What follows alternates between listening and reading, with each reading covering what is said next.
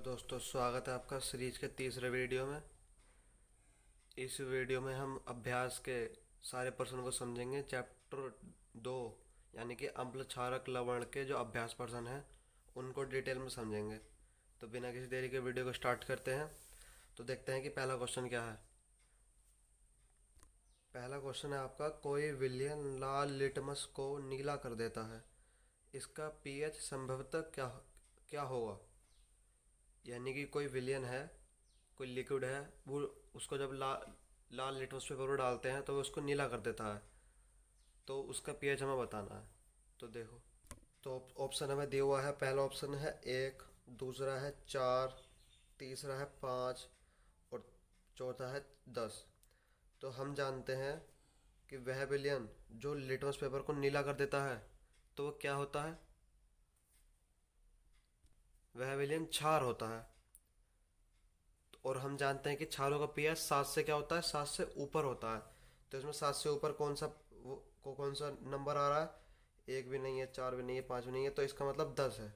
तो यानी कि उस विलयन का पीएच मान क्या है, 10 है। क्यों है 10?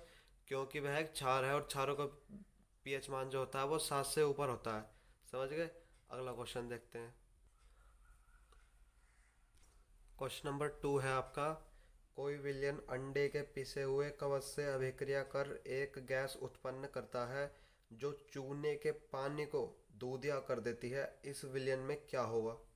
इस क्वेश्चन को मैं इंटरेस्टिंग बना दूंगा दोस्तों, और मैं इस क्वेश्चन को रासायनिक केमिस्ट्री के तरह बदल दूंगा। इसमें ये लैंग्वेज लिखी हुई है, मैं इसमें केमिस्ट्री की भाषा में बदल दूंगा।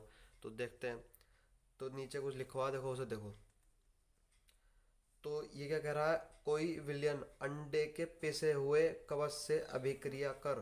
तो अंडे का जो कवच होता है वो किस चीज का बना हुआ होता है दोस्तों? वह बना हुआ होता है आपका कैल्शियम कार्बोनेट यानी कि CaCO3 का बना होता है अंडे का कवच। तो ये रहा, अंडे का पिसा हुआ कवच बराबर CaCO3। क्यों है CaCO3? क्योंकि वह उसका बना हुआ होता है। फिर आगे देखो, तथा अम्ल। अम्ल क्या है यहाँ, HCl है। कोई विलयन अंडे के पिसे हुए कवच से अभिक्रिया कर एक गैस उत्पन्न कर देता है जो चूने के पानी को दूधिया कर देती है। तो मैंने वह विलयन क्या मान लिया, मैंने HCl मान लिया वो विलयन। समझ गए? मैंने वह विलयन HCl मान लिया। HCl क्यों मान लिया? इसमें तो ऑप्शन 4 दिए हुए हैं। 4 ऑप्शन है, एक है NaCl, दूसरा है HCl, तीसरा है LiCl और चौथा है आपका KCl। तो मैं HCl से ट्राई करके देखता हूँ, क्योंकि मुझे HCl से ये कंडीशन फॉलो करने के लिए ज़्यादा संभावना बन नहीं है। तो मैं पहले HCl से ट्राई करके देखता हूँ। HCl से तो जब मैंने HCl की CO3 के साथ रिएक्शन कराई तो मुझे H2O मिला और CO2 मिली। आगे देखो, जब मैंने CaCO3 की HCl से रिएक्शन कराई तो मुझे CaCl2 मिला प्लस H2O मिला प्लस CO2 मिला। तो मैं अब यहाँ आकर मैं ये समझ गया कि ये जो CO2 गैस मिली है ये इस चूने के पानी को दूधिया कर देगी। समझ गए? ये CO2 जो है वो चूने का पानी को दूधिया कर देगी। नीचे को लिखा हुआ है, उत्पन्न CO2 गैस के कारण चूने के पानी का रंग दूधिया हो जाता है। CaOH का whole twice plus CO2 CaCO3 plus H2। अब आपके चूने का पानी का फॉर्मूला क्या होता है? उसका फॉर्मूला होता है CaOH का होल ट्वाइस। इसका फॉर्मूला ये होता है। और इसमें यदि हम इसके CO2 से रिएक्शन करा दें तो हमें क्या मिलेगा, CaCO3 प्लस H2O मिलेगा। तो ये जो CaCO3 है ये दूधिया रंग की मिलेगी हमें। कैसे रंग की मिलेगी? दूधिया रंग की मिलेगी हमें। समझ गए? तो इसलिए मैंने पहले ऑप्शन ही इसे चुना, HCl से, क्योंकि मुझे HCl से ज़्यादा संभावना दिख रही थी कि HCl से अगर रिएक्शन कराऊंगा तो शायद कंडीशन जो है फॉलो हो जाएगी। समझ गए? अंडे का जो पिचा हुआ कवच होता है वह CaCO3 का बना हुआ होता है। और जो अम्ल है, मैंने सेकंड ही मान लिया डायरेक्टली। मैंने और कोई माना ही नहीं, HCl मान लिया मैंने। और बाद में करके दिखा दिया जैसे हुआ है। तो क्वेश्चन नंबर तीसरे की तरफ बढ़ते हैं। क्वेश्चन नंबर तीसरा देखते हैं। तीसरा है, NaOH का 10 ml विलयन HCl के 8 ml विलयन से पूर्णतः उदासीन हो जाता है। यदि हम NaOH के उसी विलयन का 20 ml लें तो इसे उदासीन करने के लिए HCl के उसी विलयन की कितनी मात्रा की आवश्यकता होगी। अब वो क्या कह रहा है कि NaOH यानी कि सोडियम हाइड्रोक्साइड का जो 10 ml विलयन है वो HCl के 8 ml विलयन से पूर्णतः उदासीन हो जाता है। उदासीन का मतलब इन दोनों जब मिलते हैं ये तो इनका pH मान 7 हो जाता है। तो वो कह रहा है कि NaOH के 20 ml विलयन को उदासीन करने के लिए कितने HCl की आवश्यकता होगी। तो बहुत आसान है, जब 10 ml को करने के लिए 8 की आवश्यकता हो रही है तो 10 का दुगना हो चुका है यहाँ 20, तो यहाँ 8 का दुगना हो जाएगा 16 हो जाएगा। तो इसमें ऑप्शन नंबर डी करेक्ट है इसमें। चौथा क्वेश्चन देखते हैं। चौथा क्वेश्चन है आपका, अपच का उपचार करने के लिए निम्न में से किस औषधि का उपयोग होता है। पहला है एंटीबायोटिक, दूसरा है एनाल्जेसिक, तीसरा है एंटासिड और चौथा है आपका एंटीसेप्टिक यानी कि प्रतिरोधी। तो इसमें जो ऑप्शन नंबर सी है वह सही है। क्वेश्चन नंबर 5 देखते हैं। क्वेश्चन नंबर 5 है, निम्न अभिक्रिया के लिए पहले शब्द समीकरण लिखिए तथा उसके बाद संतुलित समीकरण लिखिए। यानी कि पहले इनके लिए शब्द समीकरण लिखनी है, दूसरी बार इनके लिए वो संतुलित समीकरण लिखनी है। बहुत आसान है। तो पहला है तनु सल्फ्यूरिक अम्ल दानेदार जिंक के साथ अभिक्रिया करता है। यानी कि तनु सल्फ्यूरिक अम्ल का फॉर्मूला क्या होता है। सल्फ्यूरिक अम्ल का फॉर्मूला क्या होता है। सल्फ्यूरिक अम्ल का फॉर्मूला पता है, H2SO4 होता है। समझ गए क्या होता है, H2SO4 होता है। और वो क्या कर रहा है, अम्ल दानेदार जिंक यानी कि Zn के साथ अभिक्रिया करा दो इसकी। जो हम अभिक्रिया कराएंगे तो हमें मिलेगा ZnSO4 plus H2, hydrogen gas release हो जाएगी इसमें से। तो ये आपका अम्ल है, ये आपकी जिंक धातु है और ये हमने अभिक्रिया करा दी इसकी, तो हमें मिला ZnSO4 यानी कि जिंक सल्फेट, और ये आपकी मिल गई हाइड्रोजन गैस। ये हो गया आपका ए। हमसे उसने यही कहा था। अब इसको संतुलित कर देते हैं। तो यहाँ Zn एक है, यहाँ पर भी एक है, SO4 इधर एक है, SO4 इधर भी एक है, हाइड्रोजन इधर दो है, इधर भी दो है। तो ये बैलेंस ही तो इसकी हुई हुई है। अब बी देखते हैं।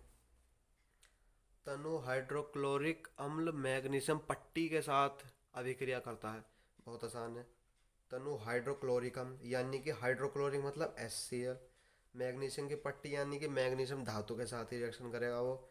तो जब उसने धातु के साथ रिएक्शन कर दी तो हमें क्या मिलेगा, MgCl2 मिलेगा यहाँ और हाइड्रोजन गैस मिलेगी। अब इसकी बैलेंस ही देख लो मेरे भैया।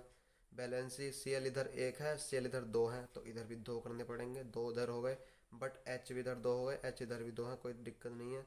Mg एक है इधर, Mg इधर भी एक है, बैलेंस इसकी हो चुकी है। अब तीसरा देखते हैं। तनु सल्फ्यूरिक अम्ल एल्युमिनियम चूर्ण के साथ अभिक्रिया करता है। इसको समझ लो।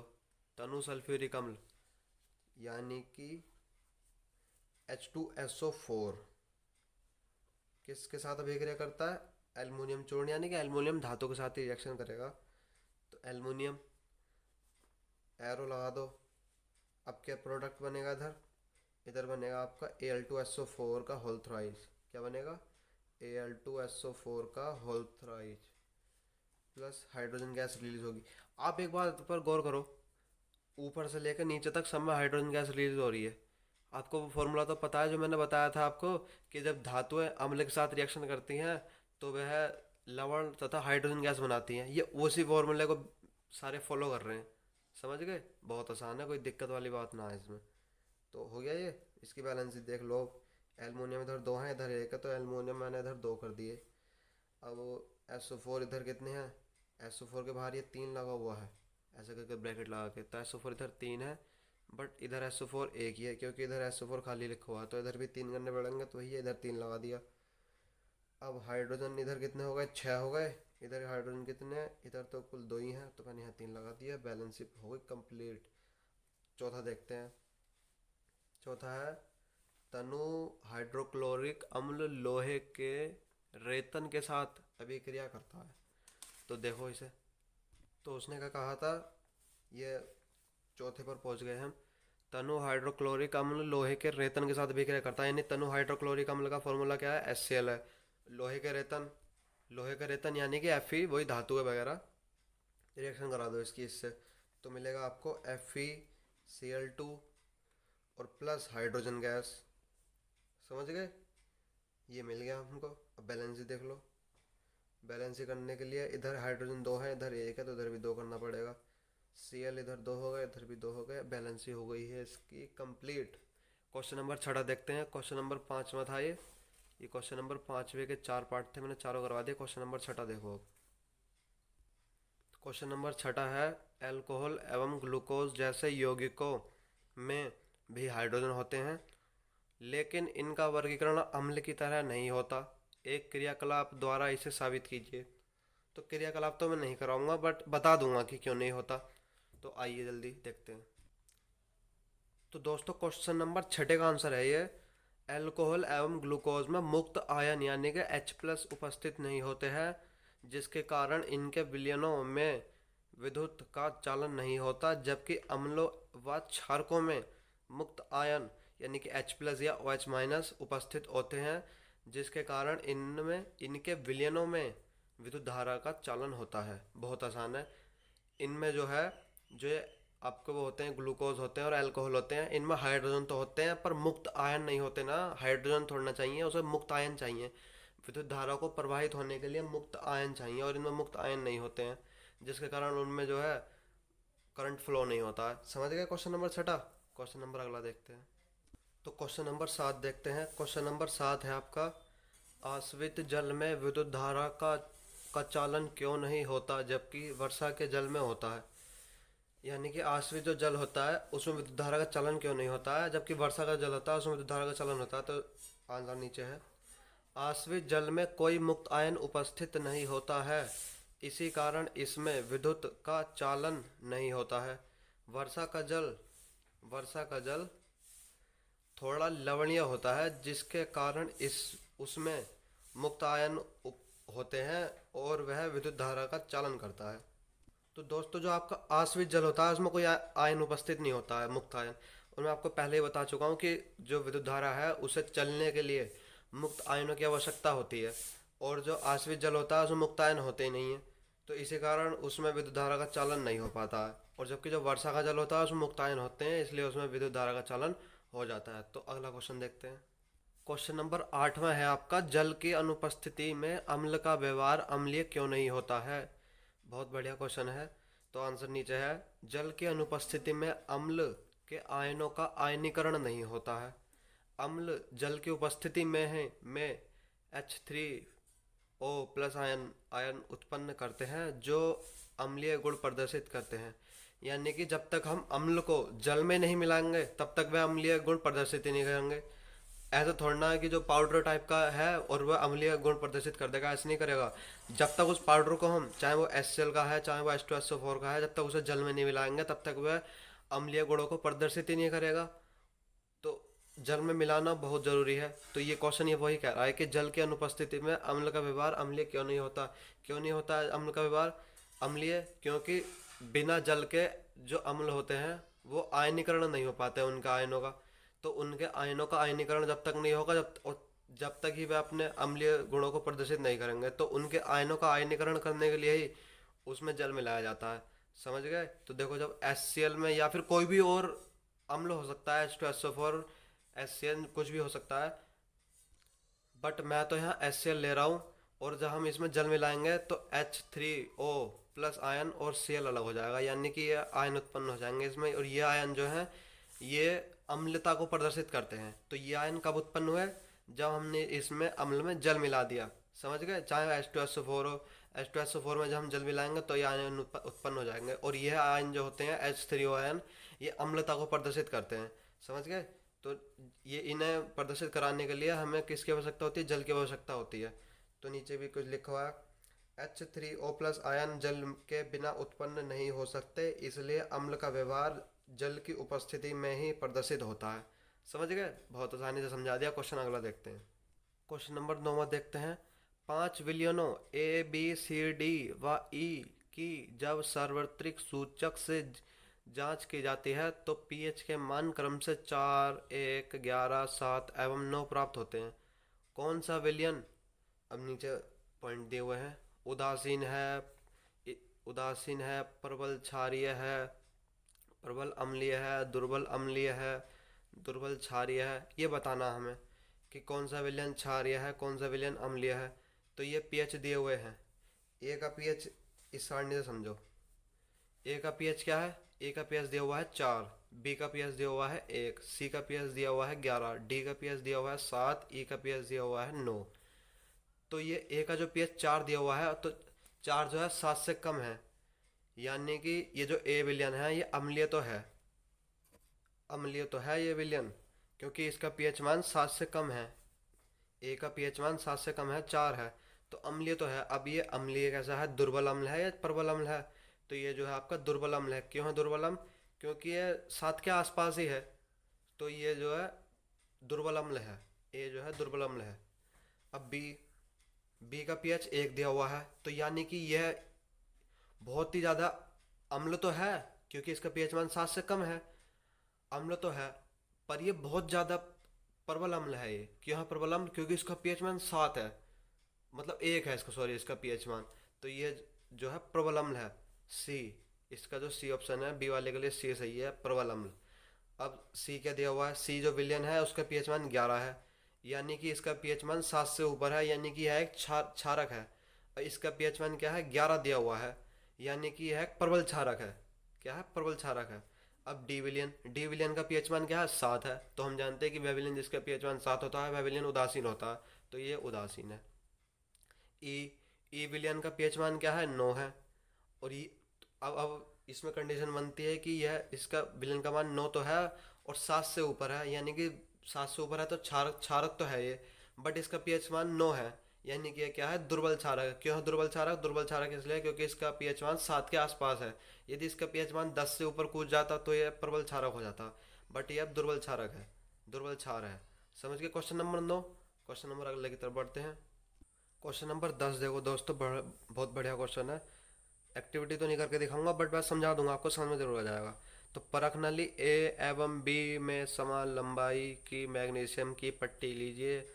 परख नली ए में हाइड्रोक्लोरिक अम्ल तथा बी में एसिटिक अम्ल डालिए। दोनों अम्लों की मात्रा तथा सांद्रता समान है। किस परख नली में अधिक तेजी से बदबूदाहट गैस मतलब उत्पन्न होगी और क्यों? तो भैया बहुत ही आसान है। जिस प्रणाली में HCl है उससे यह अत्यधिक बदबूदार गैस उत्पन्न होगी। क्यों होगी? क्योंकि HCl जो है प्रबल अम्ल है, और जो आपका CH3COOH है एसिटिक अम्ल, ये दुर्बल अम्ल है, ये बहुत ही हल्के हल्के रिएक्शन करेगा, और जो HCl है वो तेजी से रिएक्शन करेगा। तो देखो समझ लेते हैं इस बात को यहाँ से। परख नली ए में उपस्थित की पट्टी मैग्नीशियम की पट्टी में HCl डालने पर इस परख नली में अधिक बदबूदाहट उत्पन्न होगी, क्योंकि HCl एक प्रबल अम्ल है। प्रबल अम्ल मतलब तेजी से रिएक्शन करेगा, ये Mg से तेजी से रिएक्शन करेगा तीव्र मात्रा में। जबकि परख नली बी में उत्पन्न मैग्नीशियम की पट्टी में CH3COOH डालने पर इस परख नली में कम बदबूदाहट उत्पन्न होगी, क्योंकि CH3COOH एक दुर्बल अम्ल है। क्योंकि दुर्बल अम्ल है, बहुत हल्के हल्के रिएक्शन करेगा, ये रिएक्शन तो करेगा बट बहुत ही मंद करेगा, और मंद गति से हाइड्रोजन गैस निकालेगा, और ये जो है तीव्र गति से हाइड्रोजन गैस निकालेगा। क्वेश्चन समझ में आ गया? अगला देखते हैं। क्वेश्चन नंबर 11वां देखते हैं। ताजे दूध के पीएच का मान 6 होता है, दही बन जाने पर इसके पीएच के मान में क्या परिवर्तन होगा? अपना उत्तर समझाइए। अरे यार कितना बढ़िया। हम जानते हैं कि दही जो होता है खट्टा होता है, और जो खट्टे पदार्थ होते हैं वो अम्ल होते हैं, और अम्लों का जो पीएच होता है वो 7 से कम होता है। समझ गए? अब इसे समझा ही देता हूँ आपको सही से। ताजे दूध के पीएच का मान 6 होता है, जबकि यह दही बनता है तो इसका पीएच मान कम हो जाता है, क्योंकि दही एक अम्लीय पदार्थ है। अरे बहुत आसान है भैया। क्या परिवर्तन का मतलब इसमें यही है कि दही का मतलब आपका दही बन जाएगा पदार्थ, तो उसका पीएच मान और कम हो जाएगा। क्यों हो जाएगा कम? क्योंकि जो दही होता है वो खट्टा पदार्थ होता है, और खट्टे पदार्थ क्या होते हैं? अम्ल होते हैं, और अम्लों का पीएच क्या होता है? 7 से कम होता है। तो 7 से कम तो है ही दूध का पीएच मान, बट और कम हो जाएगा क्योंकि ये और खट्टा हो जाएगा। दूध कितना खट्टा होता है? जरा से ज़्यादा खट्टा होता है, हम जानते ही हैं। बट जो दही होता है वो तो काफ़ी खट्टा होता है, इसलिए इसका पीएच मान 7 से मतलब 6 से और कम हो जाएगा। समझ गए? अम्लीय पदार्थ, क्योंकि दही एक अम्लीय पदार्थ है, इसलिए इसका पीएच मान कम हो जाएगा। 6 से भी कम हो जाएगा, लगभग 3-4 पे जाकर रुक जाएगा। तो अगला क्वेश्चन देखते हैं। तो 12वां क्वेश्चन देखते हैं। एक ग्वाला ताज़े दूध में थोड़ा बेकिंग सोडा मिलाता है।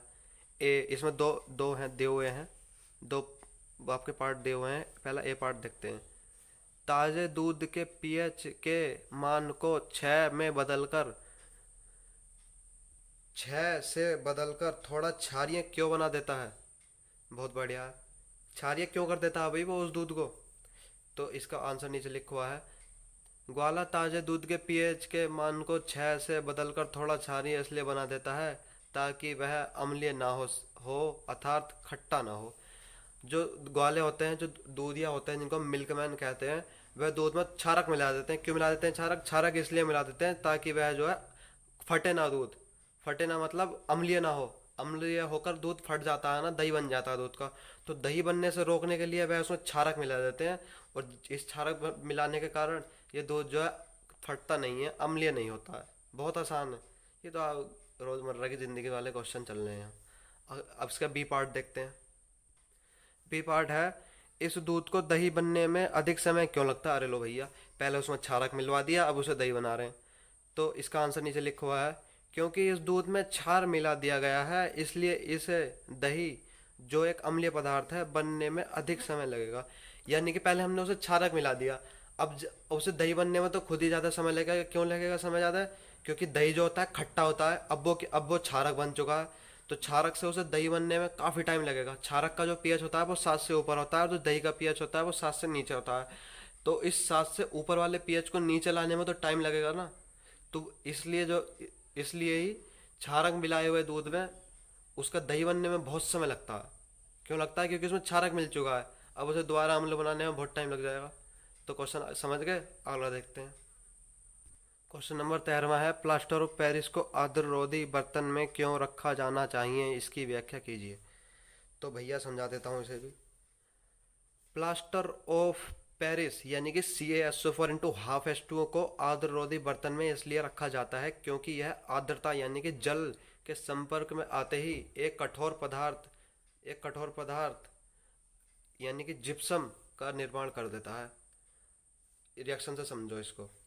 जब CaSO4 का फॉर्मूला यानी कि जो प्लास्टर ऑफ पेरिस है उसका फॉर्मूला क्या है? ये है उसका formula, CaSO4 into half H2O। जब ये जल के संपर्क में आ जाता है, तो ये जल के संपर्क में आ गया, ये H2O के संपर्क में आ गया, तो ये कठोर पदार्थ का निर्माण कर देता है जिसका नाम होता है जिप्सम यानी कि CaSO4 इंटू 2H2O। इससे इस कठोर पदार्थ के निर्माण को रोकने के लिए ही इसे इस जल से दूर रखा जाता है। यदि ये जल के संपर्क में आएगा तो ये पदार्थ बना देगा, इसलिए इस जल से इसको दूर रखा जाता है। समझ गए? जल से दूर के रखा जाता है। यदि ये जल के संपर्क में आ जाएगा तो ये कठोर पदार्थ जिप्सम का निर्माण कर देगा, और जिप्सम के निर्माण को रोकने के लिए ही इसे इस जल से दूर रखा जाता है। समझ गए? अगला क्वेश्चन देखते हैं। क्वेश्चन नंबर 14 है, उदासीनीकरण अभिक्रिया क्या है, दो उदाहरण दीजिए। तो देखते हैं। मैं बता चुका हूँ वैसे तो आपको ये उदासीनीकरण अभिक्रिया होती क्या है, बट फिर से बता देता हूँ। तो वह अभिक्रिया जिसमें अम्ल एवं क्षारक अभिक्रिया करके यानी कि मिलकर लवण एवं जल बनाते हैं, उदासीनीकरण अभिक्रिया कहलाती है। एग्जाम्पल से समझ लो, अम्ल ये है, क्षारक ये है, रिएक्शन करेंगे, लवण बना देंगे, जल बना देंगे। ये ऐसे ही दूसरा एग्जाम्पल है। अम्ल ये है, क्षारक ये है। अम्ल HCl, क्षारक NaOH, अम्ल HCl, क्षारक MgOH का होल ट्वाइस, ये लवण बनने आया आपका। NaCl भी एक लवण है, MgCl2 भी लवण है, और जल बनने आया। तो उदासीनीकरण अभिक्रिया वह अभिक्रिया होती है जिसमें अम्ल और क्षारक मिलते हैं। इन अभिक्रियाओं में अम्ल मिल रहे हैं और क्षारक मिल रहे हैं, तो ये उदासीनीकरण अभिक्रिया है। समझ गए? दो उदाहरण मैंने दिखा दिया आपको, ये रहे दो उदाहरण। समझ गए? अगला क्वेश्चन देखते हैं। क्वेश्चन नंबर 15वां और आखिरी क्वेश्चन है, धोने का सोडा एवं बेकिंग सोडा के दो प्रमुख उपयोग लिखिए। वाह क्या क्वेश्चन है, वाह मजा आ गया, दिल जीत लिया। तो धोने का सोडे के दो उपयोग देख लेते हैं। धोने का सोडा यानी कि Na2CO3 इंटू 10H2O का उपयोग साबुन, अपमार्जक आदि बनाने में किया जाता है। पहला उपयोग तो समझ गए धोने का सोडे का। दूसरा उपयोग देख लो, धोने के सोडे का उपयोग जल की स्थायी कठोरता को दूर करने के लिए भी किया जाता है। जो कठोर जल होता है उस कठोर जल को मृदु जल बनाने के लिए भी धोने का सोडे का उपयोग किया जाता है। धोने का सोडे का दो उपयोग समझ गए। पहला उपयोग साबुन अपमार्जक बनाने में, दूसरा जल की कठोरता को दूर करने में। अब बेकिंग सोडे का उपयोग देखते हैं। बेकिंग सोडे का पहला उपयोग है पेट की अम्लता को दूर करने के, यानी कि एसिडिटी को दूर करने के लिए। एसिडिटी समझते हैं, समझ गए होंगे एसिडिटी का मतलब क्या होता है। बेकिंग सोडे का पहला उपयोग समझ गए। बेकिंग सोडे का फॉर्मूला क्या होता है वैसे? उसका फॉर्मूला होता है NaSCO3। समझ गए। मैंने ये baking soda, Dhawan soda, plaster of Paris और सोडियम हाइड्रोक्साइड यानी कि और ब्लीचिंग पाउडर वगैरह सबको बनाना सिखा दिया पार्ट 3 में। नहीं देखियो तो वीडियो जाकर देख लेना, सब समझ में आ जाएगा, कुछ भी नहीं है।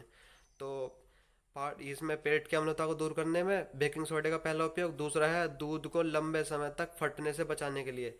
बेकिंग सोडा जो होता है वो क्षारीय होता है थोड़ा, तो जब हम इसे क्षार पदार्थ को दूध में मिला देते हैं तो वह दूध को भी थोड़ा क्षारीय कर देता है। और क्षारीय दूध को फटना यानी कि अम्ल, फटने का मतलब होता है अम्ल, अम्ल बन जाएगा तो वो दूध फट जाएगा, अम्लीय हो जाएगा तो दूध फट जाएगा। तो उस दूध को अम्लीय करने में बहुत टाइम लग जाता है। तो दूध को लंबे समय तक फटने से बचाने के लिए भी बेकिंग सोडे का उपयोग होता है। तो दोस्तों वीडियो पसंद आई है तो वीडियो को लाइक करना, चैनल को सब्सक्राइब करना। मिलते हैं नेक्स्ट वीडियो में, तब तक पढ़ते रहें।